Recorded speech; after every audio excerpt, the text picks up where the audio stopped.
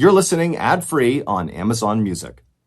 Today's podcast features two separate, unique stories that share a theme: mind-boggling, unsolved mysteries. The audio from both of these stories has been pulled from my YouTube channel and has been remastered for today's episode. The links to the original YouTube videos are in the description.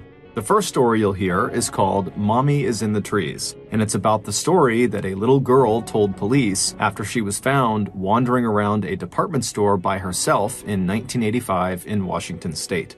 The second story you'll hear is called Where Did He Go? And it's about the baffling disappearance of Bryce Lispiza. But before we get into today's stories, if you're a fan of the strange, dark, and mysterious delivered in story format, then you've come to the right podcast, because that's all we do, and we upload twice a week, once on Monday and once on Thursday. So if that's of interest to you, please ask the 5-star review button to go for a walk with you in northeastern Australia and push them into a gimpy plant. Also, please subscribe to the Mr Ballen Podcast wherever you listen to podcasts so you don't miss any of our weekly uploads. Okay, let's get into our first story called Mommy is in the Trees. In 1985, 36-year-old Michael Reamer was a roofer in Tacoma, Washington, and his boss described him as being a work hard, play hard type of guy. In the winter months, when there really wasn't any roofing to be done, Mike would supplement his income by trapping coyote, mink, and muskrat in the forest that butted up against the Nisqually River, which was an 80-mile stretch that ran right near his home.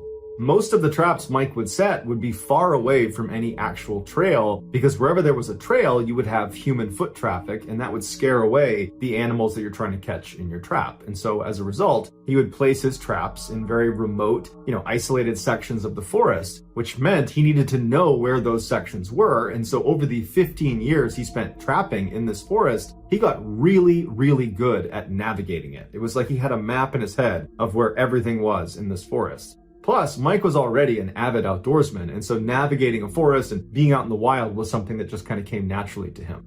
Mike's girlfriend was a 21-year-old woman named Diana Robertson, and they had a 2-year-old daughter named Crystal. Mike and Diana had a rocky relationship, to say the least. In fact, in October of that year, Diana had filed a restraining order against Mike after he had kicked in the door and thrown her to the ground. Mike also always carried a gun on him, and he had a very quick temper. But despite their significant relationship issues, the one thing they could always see eye to eye on was their daughter, Crystal. They adored her, and when it came to decisions about her, they were always on the same page. It was whatever is in the best interest of Crystal. In December of that year, Diana and Mike were able to reconcile, and so Diana threw the restraining order out. And in fact, she and Crystal moved back in with Mike, which made Crystal very, very happy. Just a couple of days after moving back in, they decided they wanted to go out and go camping together as a family, and then also pick out a real Christmas tree they could bring back for the holidays. And so they settled on an area that was going to be in the same forest where Mike had all of his traps set, and they figured they could, get their family time in, they could get their Christmas tree, and Mike would be able to check his traps, saving himself from making another trip later on. So on December 12th, the three of them loaded up into Mike's red pickup truck, and they drove the 30 minutes down towards Nisqually River, where there was this logging road that Mike would use to park his truck and then walk in to check his traps. So Mike pulls over on the side of the road, they all hop out, and Mike leads the way right into the middle of the woods. There's no trail. Mike is just bringing them to an area where, 1, his traps will be, and 2, he thinks is suitable for camping and for looking for a Christmas tree. Later that afternoon, Crystal was spotted walking around a parking lot of a Kmart 20 miles away from where Mike had parked the car near Nisqually River. And she's just walking around, she looks totally confused, she's all alone, and the employees of the Kmart are looking out, and they see this girl, and they're all watching, waiting for, her parents or a guardian or someone to walk over and show that they are with this girl. But after a couple of minutes, when no one does that, one of the employees goes out and tries to talk to her. And this employee would say when she talked to the girl, she kept looking over her shoulder and she was just terrified the whole time. And so this employee asked her, what's your name? And she didn't say anything. She asked her, where are you coming from? Where are your parents? Who's looking after you? And to all the questions she was asked, she didn't say anything. She just looked terrified and was looking over her shoulder. And so this employee brings the girl back inside and they call the police. And so the police show up and they ask the girl the same questions that the employees have been asking her, and the girl's still not speaking. And so after they made an announcement inside to say, hey, is anybody in here the parent or guardian of this child? And no one came forward. They said, okay, well, we have no other choice, but we're gonna have to move her to temporary foster care. And so they move her to a foster home, and then they put an ad out in the newspaper that day with a picture of her, basically saying, if you know me, contact this number. 2 days later, Crystal's maternal grandmother would see the picture in the newspaper, and the ad did not have a description of, how she was discovered. It just said she had been found at this particular Kmart, and if you know who she is, please contact this number. Even without the details, the grandmother knows something has gone wrong, because there's no reason in the world those two parents would abandon their beloved Crystal. And so she calls Diana, she calls Mike, they don't pick up the phone. That's when she calls the number and she says, what's going on? I'm her grandmother, where is she? The police tell her to go to the foster home and they will meet her there and they're going to talk about what happened. So the grandmother flies to the foster home and she arrives there before the police. She goes inside and Crystal is so happy to see her. It's the first time Crystal has really broken out of that kind of catatonic state she had been in ever since she was found at the Kmart. So she runs up to her grandmother, they have this reunion, and the grandmother's so happy to see Crystal, but she's also thinking, where are your parents? Where are Diana and Mike? And so she asks Crystal, where are they, honey? Where is your mom? Where's your dad? And Crystal would speak to her grandmother and she would say, Mommy's in the trees.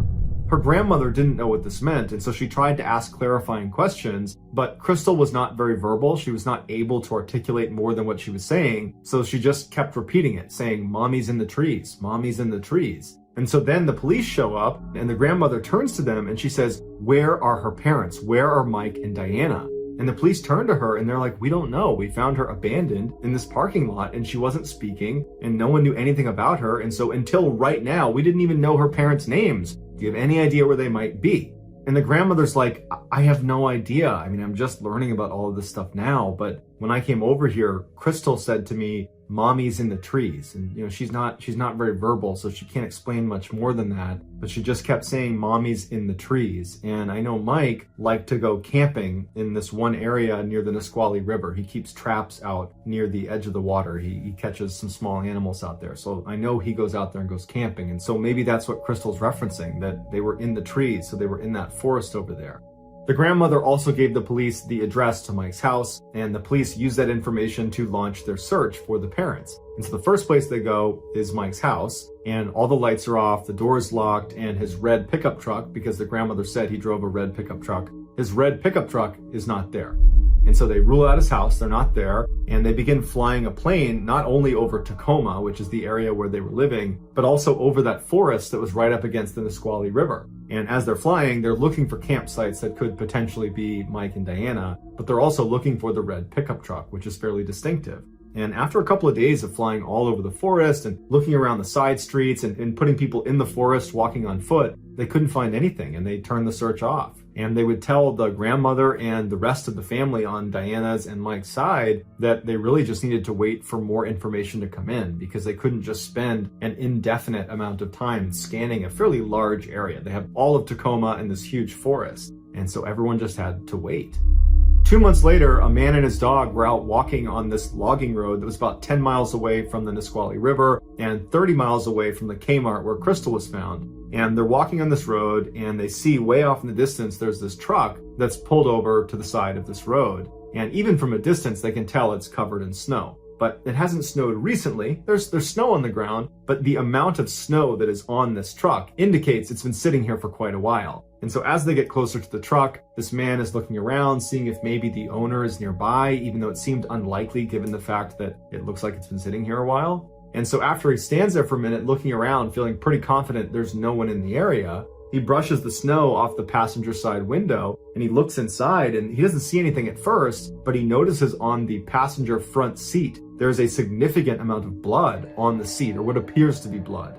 And this startles the guy, so he backs up from it and he and his dog very quickly leave this area because they're in this kind of desolate, logging road. He's pretty isolated. And so he gets out of there as quickly as he can. And when he gets to a phone, he calls the police. Police show up and they brush the rest of the snow off and they find it is a red pickup truck. It's Mike's red pickup truck. Mike and Diana's case had been very big news in the area when it happened, and the news had really not gone away. People were out there looking for this couple. And so as soon as they saw this was Mike's truck, they start fanning out and searching the area, seeing if they can find any other clues about what happened to Mike and Diana. And very quickly, they discovered Diana's body. She was located not far from the red truck, just barely off the road in the forest. She was under several inches of snow and she had been stabbed 17 times and there was a tube sock wrapped around her neck. There was no sign of Mike, but once they got inside the truck, there was a manila folder that had been tucked up on the dashboard that just said, "I love you, Diana." When police showed that message to Diana's family, they all said, "That looks like Mike's handwriting. He used to send us handwritten Christmas cards, and that looks exactly the way he writes." As for the blood that was on the passenger seat inside the truck, it had been sitting out for too long, so they weren't able to determine whose blood it was, but they were able to determine it was human. So between the blood on the front seat, the note that was left on the dashboard, the personal furious nature of the way in which Diana was killed, combined with Mike's history of violence and his disappearance, because he's not here anymore, that all made it seem an awful lot like Mike was the guy that did this. In fact, this made for a very tidy ending to a mystery that had actually started before Diana had been killed. On August 10th, 1985, so 4 months before Mike, Diana, and Crystal ventured off into the woods near Nisqually River, 27-year-old Stephen Harkins and his girlfriend, 42-year-old Ruth Cooper, were going camping near Nisqually River in the same forest. They were actually about 15 miles from where Diana's body was ultimately found, and they were very close to a number of Mike's traps, although they probably didn't realize they were near them. During their trip, an unknown assailant walked up to their campsite in the middle of the night and shot them both to death. Stephen was found right away, and he was found inside of his sleeping bag at their campsite, indicating he had been killed in his sleep. Ruth wasn't found for months, and when she was found 1.5 miles away from the campsite, and she had a tube sock tied around her neck, the same way Diana had. And the knot that was used on the tube sock was even the same as the knot used on Diana's tube sock. So the similarity was just too much to overlook. And so to the police, they're thinking, Mike has to be the guy in both of these cases. You know, he attacked Ruth and Stephen, perhaps because they were, on his territory where his traps were, and he didn't like that. He has a history of violence, and so he attacks them. And then a couple months later, he attacks Diana, and then he flees. As for his daughter being found alive at the Kmart, it would seem he just did not have it in him to harm his own child, and so he dropped her off at the Kmart before he ultimately fled.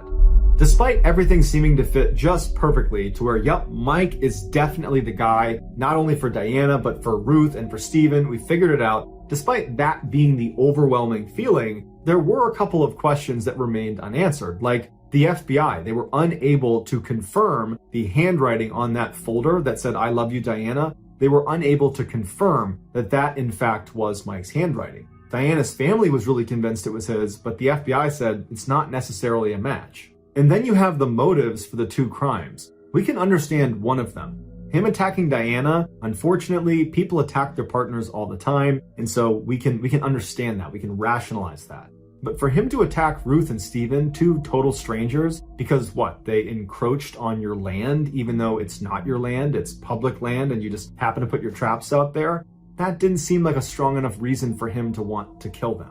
But the circumstantial evidence was overwhelmingly pointing at Mike being the guy. You have the fact that he's this violent guy with a history of domestic abuse. He knows this area well where both crimes were committed. You have the tube sock tied around Diana the same way it's tied around Ruth. It just had to be Mike. And so because the police felt so strongly it had to be Mike, they were willing to overlook these lingering questions. And so the police wanted to issue an arrest warrant for Mike, but they needed to be able to prove he was alive, because if he was dead, then that calls into question his ability to have committed these two crimes. And so they didn't have proof he was alive. And so very quickly, this story faded out of the headlines because basically everybody believed Mike had done it and he had run off somewhere, and maybe someday we'll figure out where he went and we'll bring him to justice. But until then, we know he's the guy. For years, no one heard from Mike, no one saw Mike. It was like he had just totally vanished. Crystal was raised by relatives, and many of the detectives that were working on these cases eventually retired or moved on. Then, 25 years later, in March of 2011, a hiker was walking through the forest near the Nisqually River, about 1 mile from where Diana's body was found, and they would stumble upon a piece of a human skull. She calls the police show up, they search the area, and they discover another bone, a human jawbone. And it would turn out it was Mike's. The rest of Mike's remains were never found, and because there was so little of him to work with, police were not able to determine a cause of death. However, they were able to date his death back to almost exactly the same time frame that Diana had died. Additionally, investigators believe the reason they did not find more of Mike's remains is because he had been buried. The two bones that were found, the skull and the jawbone, they were located within 1 mile of where Diana's body had been found, and that area, after Diana had been found, had been scoured. They looked everywhere for clues, and because he apparently died at the same time she did, he would have been out there and they would have found him. So the fact that they didn't find him can only mean he was underground. So this all meant Mike could not have been the killer, because in order for him to have been the killer, he not only would have had to attack Diana and then drive his daughter to the Kmart and then drive back to the forest, he would then need to take his own life and then also somehow bury himself. Some of the police officers that had worked that case were still on the police force, and so when they heard this news about Mike not being the killer, they were like, it never really made any sense that he would attack Ruth or Steven, unless he was a serial killer. And then it clicked. They probably were dealing with a serial killer. It just wasn't Mike. And their only eyewitness was the toddler, Crystal, who apparently the serial killer could not bring themselves to harm. And so as a result, Crystal just sat there and watched these horrible things happen to her parents, and then probably spent a fair amount of time with the serial killer afterwards because they needed to drive her to the Kmart. Investigators and her family had tried to get her to give more information about what she had witnessed, but all she could say was, "Mommy's in the trees." And so there are really only two interpretations of what that means. Either one, she was just stating that her mother was in the forest, and that would have been accurate, or she's remembering her mother trying to escape a serial killer by climbing up into a tree. Or maybe even that she was in the tree with her mother as they both were trying to escape a serial killer with a knife. So when the police have this revelation that Mike was not the killer, that in fact it was probably a serial killer, and we know nothing about this serial killer besides what Crystal had to say as a toddler, and that didn't provide any sort of real clarity on who this person was or what their MO was, they went back and looked at all the unsolved murders in the Pacific Northwest, specifically around this forest. They discovered that in addition to Mike and Diana and Ruth and Steven, there were 4 other sets of couples that were killed in and around this forest, and all of them bared striking resemblances to one another. The most recent attack that is associated with the tube sock killer occurred in 2006, but the reality is police don't really know anything about the tube sock killer. All they know is that they're probably in the Pacific Northwest, and they are definitely still at large.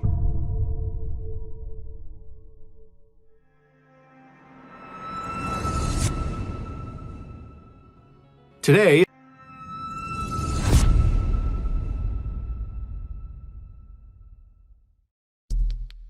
the next and final story of today's episode is called Where Did He Go?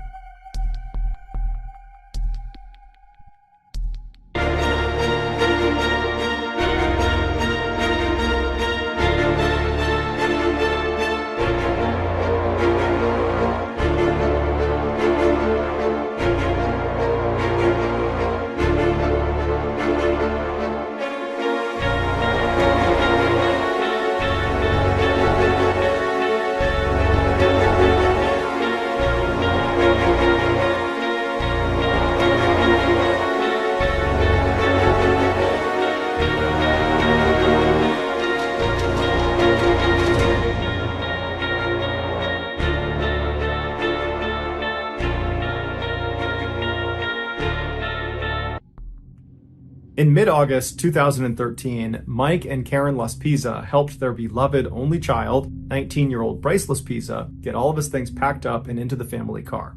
Bryce had just spent the summer with his parents in their home in Laguna Niguel, California, which is one of the nicest places to live in the entire country. But now that the summer was coming to an end, it was time for Bryce to head back to Sierra College in Rocklin, California, where he was set to start his sophomore year. Once all of his things were packed inside the trunk of the car, all 3 of them hopped inside and then made the 7-hour drive north to his campus. Once his parents had moved him into his apartment, they gave him a hug and a kiss and wished him luck, and then they left. On their ride back home, Mike and Karen talked about how well their son seemed to be doing. He loved his school, he loved the program he was in graphic design, he was a very gifted artist, he had lots of friends, he had a wonderful girlfriend. It just seemed like he was living his best life and he was on the path to success. So nothing could prepare them for what their son did 2 weeks later. Just a couple of days after getting dropped off at school, Bryce's very close friend and roommate, Sean, and Bryce's girlfriend, Kim, noticed Bryce was acting erratically. Specifically, he was drinking a ton of hard alcohol. Now, Bryce was no saint. He liked to drink and party like many other kids his age did, but the amount of alcohol he was consuming was concerning. Also, Bryce began experimenting with a drug called Vyvanse, which is a very powerful stimulant that's normally used to treat attention deficit disorder. Now, Bryce didn't have attention deficit disorder. He was taking it in order to stay up late at night and play video games. But between the heavy drinking and the drug use, it seemed like Bryce's personality was starting to change. He was becoming anxious and skittish and kind of paranoid. And so finally, Sean and Kim confronted him about his substance abuse and asked him, what's going on? What's causing you to act this way? And Bryce would say, nothing, guys, I'm fine. I'm just, drinking and doing whatever I want to do. It's not a big deal. But Sean and Kim, they weren't buying it. They were convinced that something bad had happened to Bryce, and the way he was coping with it was by drinking really heavily and taking this drug.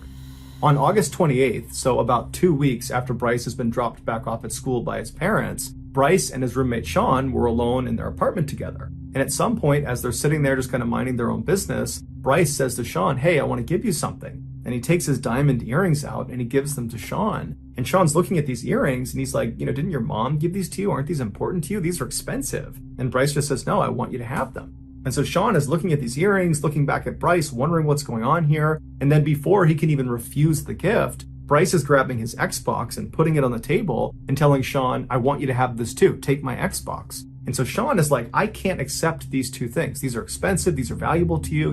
What's going on here? But Bryce would just say, look, man, I want you to have these things. You're important to me and I want to give these to you. And so as Sean is sitting there wondering how to handle this very strange offering, he watched Bryce pull his phone out and begin really aggressively texting somebody. And then after a while, Bryce looks up from his phone and he tells Sean, hey, just so you know, I broke up with Kim. At this point, Sean knows, okay, something is definitely wrong here. There's no reason Bryce would break up with Kim. They were such a loving couple. They doted on each other. They were very close. They had just seen each other earlier in the day. Nothing seemed to be wrong. And so now Bryce is text breaking up with her. It didn't make any sense. Plus, Bryce is now trying to give him all these valuable things. It just wasn't really adding up. And so Sean decided he needed to get in touch with Bryce's parents because clearly someone needed to intervene. And so Sean waited until Bryce left. Bryce actually left to go talk to Kim. And at that point, Sean got his phone out and he looked up Bryce's parents and he called them.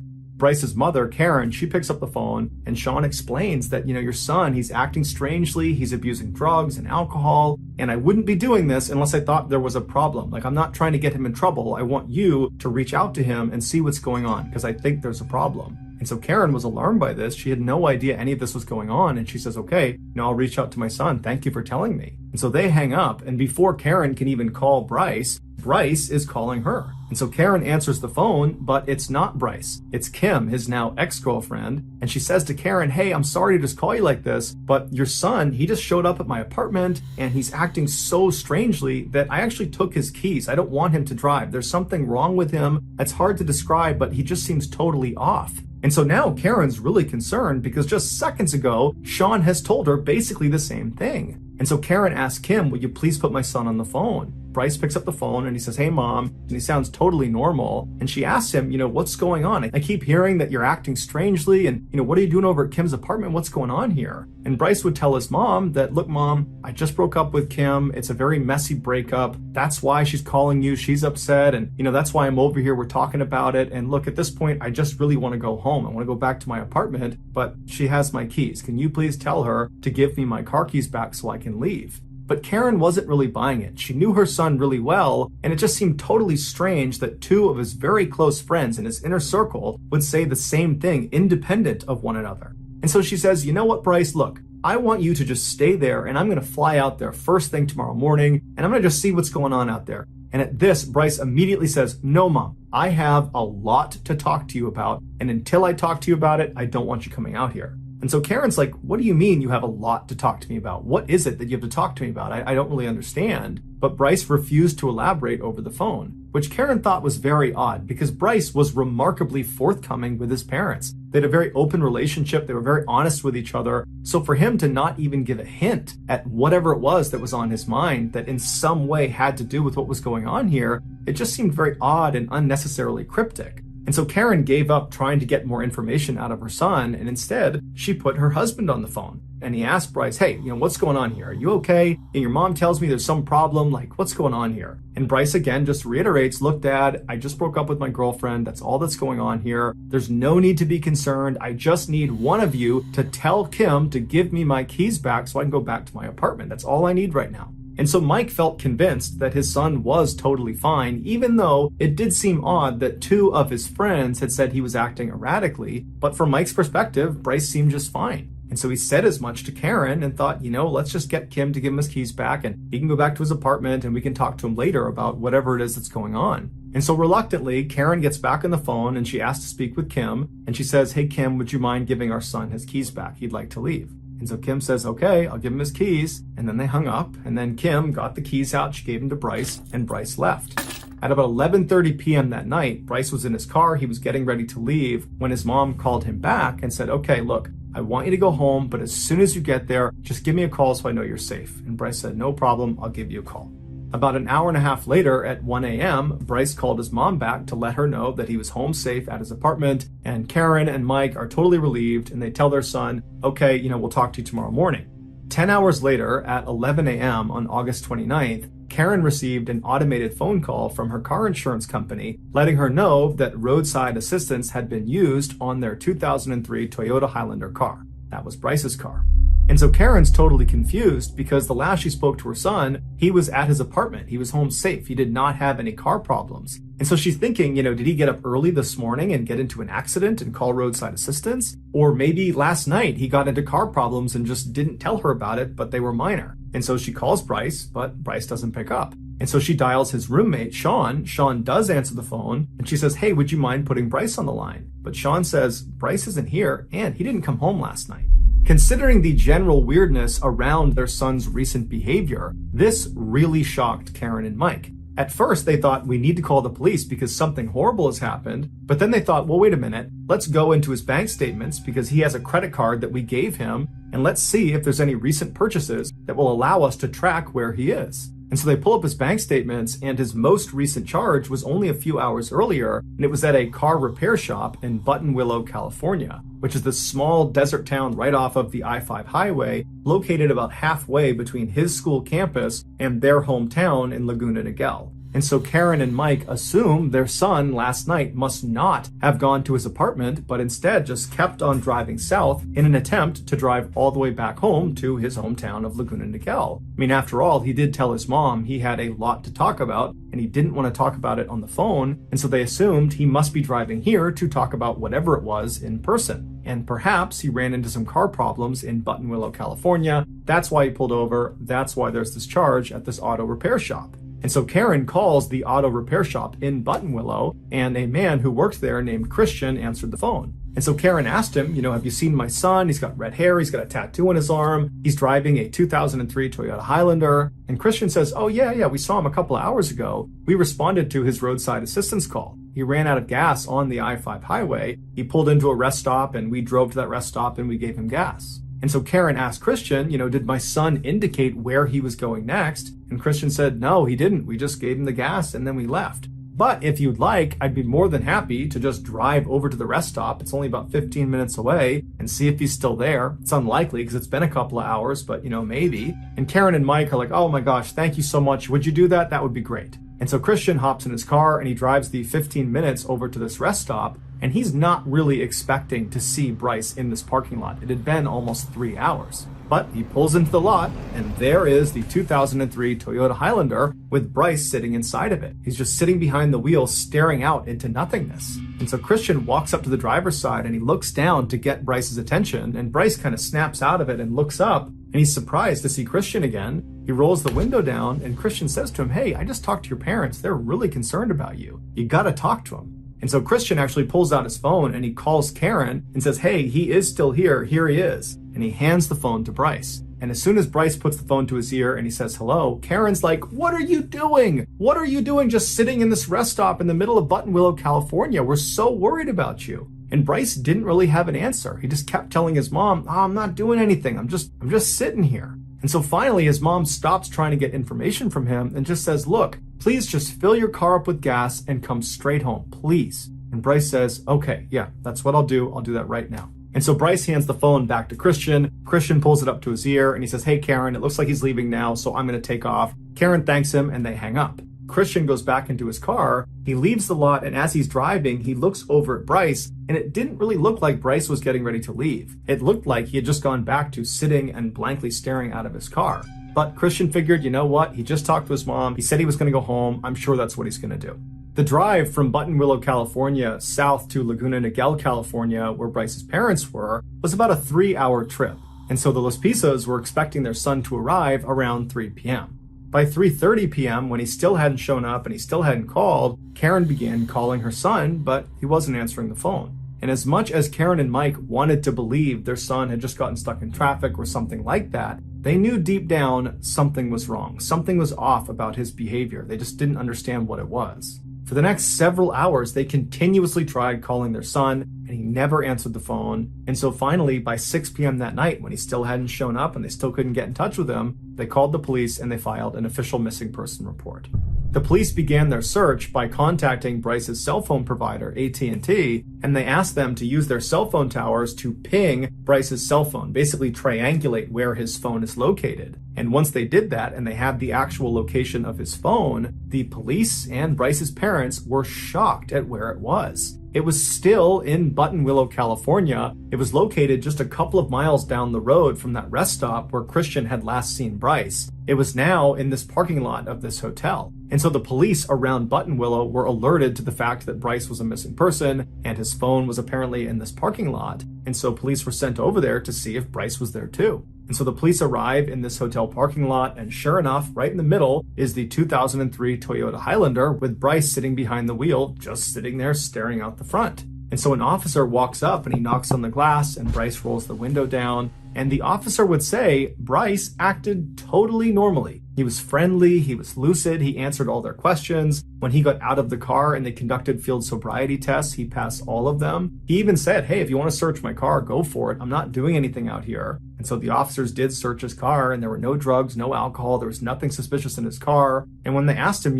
"What are you doing out here? Your parents are so concerned about you." And Bryce would tell them that he was just sitting there. He didn't really have much of an answer, but he told them he planned on going home soon. And so one of the officers said to him, "Hey, you really need to call your mom. You need to call home and let them know that you're okay." And when they told him to do that, Bryce suddenly became really apprehensive, like he did not want to call home. And the officer picked up on it. And he said, "Hey, you gotta tell your family what's going on. They're the reason we're out here. They're concerned about you. So get out your phone and dial your mom." And so Bryce reluctantly pulled his phone out. He dialed his mother's number and he hit call. And the officer said, "Give me the phone." So Bryce hands over the phone. The officer picks it up. Karen answers the phone and the officer tells her, "Hey, look, I'm with your son. He's just fine. He's sober. There's no drugs. There's no alcohol. I don't really know what he's doing, but he says he's going to go home pretty soon. But there's nothing wrong about the situation that I can tell. You need to talk to your son and figure out what's going on." And so he hands the phone over to Bryce. Bryce picks it up. And Karen says to him, "What's going on? Why are you still in Buttonwillow? It's been like 9 hours.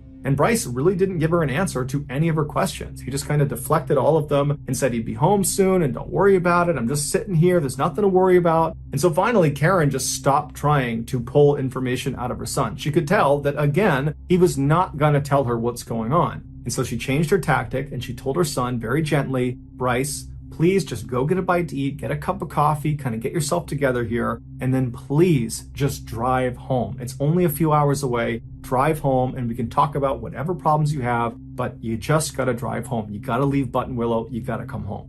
And at this, Bryce says to his mom, "You know what? Okay, I'm sorry. I'll be home in a few hours." And so they hang up, and the officer, who was kind of eavesdropping intentionally on this conversation to make sure everything was fine, the officer was satisfied that everything was fine, that Bryce was sober, that he would head home. And so he says, "Okay, Bryce, best of luck, head home to your parents." And the officer left.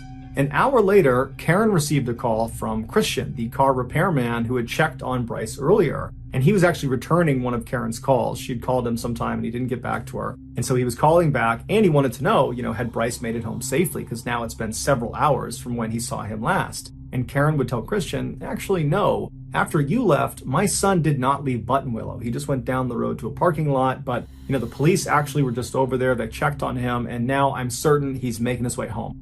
Christian, who felt kind of invested in what was happening with Bryce, would say to Karen, hey, I don't mind driving over there and just confirming he has left this parking lot. But Karen would say, you know what, I'm confident he's on his way. Don't worry about it. You're too kind. So they hang up, and afterwards, Christian, even though he didn't have to, he decides, I'm going to go over there and make sure Bryce really has left, because obviously something strange is going on here. And, if there is some problem, maybe I can assist. And so he drives over to this hotel parking lot, and he really was not expecting to see Bryce there. But he pulls into the lot, and who's still in the middle of the lot but Bryce in his 2003 Toyota Highlander, just staring out the front of his car. And so this time, Christian pulls up right next to him, he parks the car, he walks right up to the window, and he's a little bit more forceful, friendly, but forceful with Bryce. He has him roll the window down, and Bryce obviously is very surprised to see Christian again. This is the third time he's seen this car repairman, and Christian says to him, hey, Bryce, you need to go home. Your parents are so worried about you. You need to leave right now. In fact, I'm going to watch you leave, and then I'm going to follow you onto the highway to make sure you're going home. And so Bryce was a little bit taken aback at how forceful he was being, but he would ultimately say, okay, yeah, all right, let's leave. And so Christian gets back in his car and he goes right behind Bryce. And after a few seconds, Bryce pulls out of the lot and he starts driving onto the road, and Christian follows him. And for the next hour, Christian would just remain behind Bryce and watch him drive towards Laguna Niguel. And while he was driving, Christian would actually call Karen and Mike back. And he would say to them that, your son had not left, but now he's good. He's on the highway. I'm right behind him. He'll be home soon. And so when Christian and Bryce made it to the last leg on the way to Laguna Niguel, Christian was confident that Bryce was fine and he would get home under his own steam. He wasn't driving erratically. Everything seemed normal. And so Christian pulled up alongside Bryce. He kind of waved to him to say, I'm leaving. And then he turned around and he headed back to Buttonwillow. Shortly after this, Karen called Bryce. Bryce picked up the phone. He's still driving. And Karen tells him, okay, you're going to give me landmarks of the things you're seeing as you're driving so that I know you're actually driving home. But Bryce refused to give them to her. He would say, I can't see anything out my window. It's too dark and I don't know where anything is. And so despite Karen and Mike getting so frustrated with him, saying, come on, tell us something, give us a sign, a road sign, anything, tell us anything around you. But Bryce didn't give them any information. And so finally, at about 2 a.m., when Bryce really should have been in Laguna Niguel or very close, he tells his parents over the phone that he's too tired to continue and he needs to pull over and take a nap. At first, his parents urged him to just keep on going. Come home. You can sleep as long as you want when you get here. But as they were saying it, they realized their son had been awake for nearly 24 hours at this point, and it's the middle of the night, so it does kind of make sense for him to pull over and take a nap. And so they say, okay, pull over, but as soon as you wake up, you need to call us so we know you're back on the road. So Bryce says, no problem, I'll do that. And they hang up. Several hours later, at 8 a.m., Karen and Mike have still not heard from their son, and they're telling themselves that he's probably just sleeping, he's totally exhausted, I'm sure he's fine. And then they hear their doorbell ring, and they're immediately so relieved because they're thinking, Bryce is here. He's finally arrived, thank goodness. They run to the door, they open it up, and it's not Bryce, it's a police officer. And the officer asks them, do you own a 2003 Toyota Highlander car? And so Mike and Karen's hearts sank, and they say, yes, our son Bryce drives that car. The officer told them that the car had been located a few hours earlier at the bottom of a 25-foot cliff near Castaic Lake. Castaic Lake is about halfway between Buttonwillow and Laguna Niguel. They told the parents that there was no sign of a driver. Bryce was not there. They did find 2 small drops of blood inside the vehicle, but beyond that, there was no indication that Bryce had sustained life-threatening injuries from this crash. They said the back window of the vehicle had been broken from the inside, indicating that Bryce had escaped the wreck by punching out that window. His laptop and phone were still in the vehicle, and his wallet and duffel bag were outside the vehicle on the road and looked like they had been rummaged through before they were left there.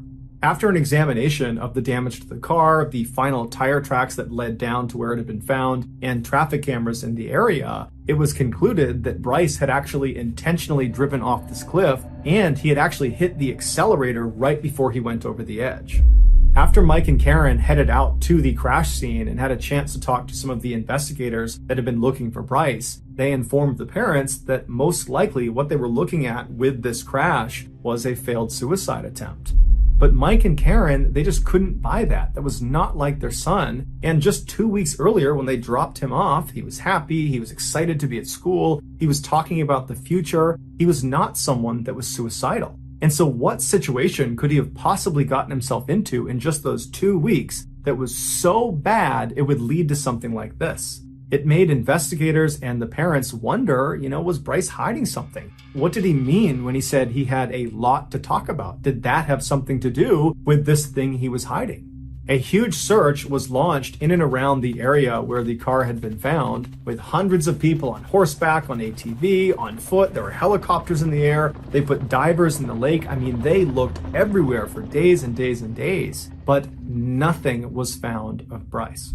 On the 9th day of the search, they brought a bloodhound out to see if it could pick up Bryce's scent, and sure enough, it did, right at the crash site. And the dog followed the scent all the way down to the lake. It walked around the lake to this bridge. It was actually a dam that went across the lake. It followed his scent right across the bridge to the other side, and then it kept on following it up this small access road until it reached a truck stop. And then his scent just stopped.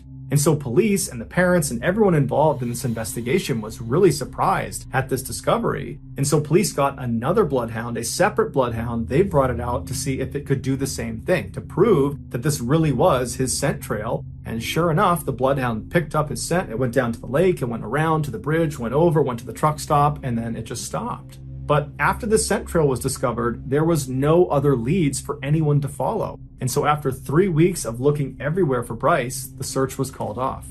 Some say Bryce was suicidal. That's why he drove off the cliff. That was a suicide attempt. And despite the bloodhounds picking up his scent, Bryce was most likely in the lake somewhere. Others disagree and say Bryce is still alive, that after this crash, he gets out of the car and he walks down to the lake, he walks around to that bridge, he goes up to the truck stop, and then he hitches a ride with someone and vanishes, and now he's living off the grid somewhere. And still others believe Bryce's drug and alcohol use caused a psychotic break, and that was what was causing all this strange behavior, and that was what led him to drive off the cliff. And perhaps when he landed, he sustained a vicious head wound that caused him to forget who he was, and so now he's just kind of wandering around somewhere, not knowing who he is or knowing that he's a missing person. As for his parents, they say he would never do this on purpose. He would never cause this much pain to the people that love him, and so he must have been a victim of foul play. But regardless of what you believe happened to Bryce, something happened to him, and it's probably connected to whatever it was he said he needed to talk to his mom about. That thing that he couldn't discuss on the phone, that potentially he was trying to drive home to talk to his mom and dad in person about. But unless we find Bryce and he's still alive, it's unlikely we'll ever know what it was. Since August 30th, 2013, when Bryce went missing, no one has heard from him and no one has seen him.